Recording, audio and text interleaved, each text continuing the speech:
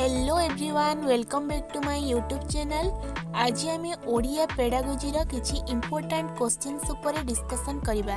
Video को first रु last पर्यंत देखंतु, वीडियो को लाइक करंतु, शेयर करंतु एवं चैनल रे नुआ थिले चैनल को सब्सक्राइब करंतु। देखिबा प्रथम प्रश्न, विद्यालय रे प्राचीर पत्र प्रकाश कराइबा द्वारा विद्यार्थी मानकर कौन होइथाय? ऑप्शन ए लिखन दक्षता वृद्धि पाइब, ऑप्शन बी वर्णाशुद्धि दूरीभूत हेब, ऑप्शन सी सृजनात्मक दिगटी विकसित हेब ना ऑप्शन डी विद्यार्थी माने विद्यानुरागी हेबे। एहार सठिक उत्तर हेब ऑप्शन सी सृजनात्मक दिगटी विकसित हेब। देखिबा परवर्ती प्रश्न, ओलंपिक क्रीड़ा विषय प्रबंधटीए पिलांकु लेखिबाकु कुहागला। निम्नोक्त मध्यरु यह केउ श्रेणीर अंतर्गत? ऑप्शन ए वर्णनामूलक, ऑप्शन बी विवरणीमूलक, ऑप्शन सी चिंतामूलक ना ऑप्शन डी समालोचनामूलक। एहार सठिक उत्तर हेब ऑप्शन बी विवरणीमूलक। मातृभाषा शिक्षा पाई केउटी उत्तम पाठ्यपुस्तकर लक्षण अंतर्भुक्त नुहे?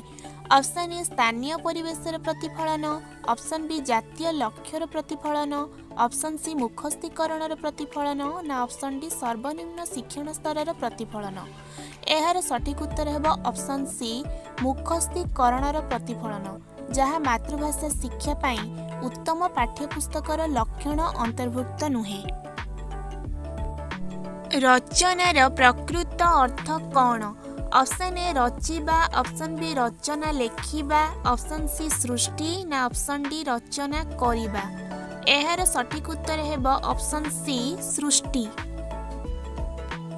निम्न श्रेणी रे केउ रचनाटी लेखिबा उचित? ऑप्शन ए वैज्ञानिक उद्भावन, ऑप्शन बी आविष्कार संबंधी, ऑप्शन सी चंद्र अभियान ना ऑप्शन डी दुर्गा पूजा।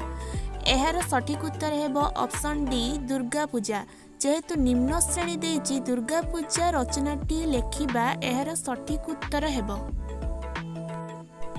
देखिबा नेक्स्ट क्वेश्चन, पारंपरिक पद्धति और आधुनिक पद्धति मध्यरु आधुनिक पद्धति काहाकु गुरुत्व दिए?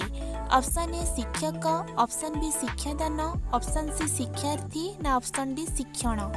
एहार सठिक उत्तर हेब ऑप्शन सी शिक्षार्थी। आधुनिक पद्धति शिक्षार्थी को गुरुत्व दिए और पारंपरिक पद्धति शिक्षकों को गुरुत्व देइथाय। व्याकरण शिक्षादान बेले प्रथमे सूत्र कही परे उदाहरण देबा पद्धति को कौन कुहा जाए? ऑप्शन ए आलोचना पद्धति, ऑप्शन बी आरोह पद्धति, ऑप्शन सी अवरोह पद्धति ना ऑप्शन डी विश्लेषण पद्धति। एहार सठिक उत्तर हेब ऑप्शन सी अवरोह पद्धति। जातीय पाठ्यक्रम आधार 2005 अनुसार केउटी पिलार भाषा शिक्षणर प्रथम उत्स? ऑप्शन ए पाठशाला, ऑप्शन बी परिवार, ऑप्शन सी पर्यटन स्थली ना ऑप्शन डी पाठ्यपुस्तक।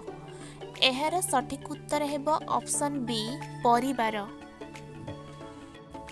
काहाकु भित्ति करी समन्वित पाठ्यपुस्तक प्रणयन करा जाए?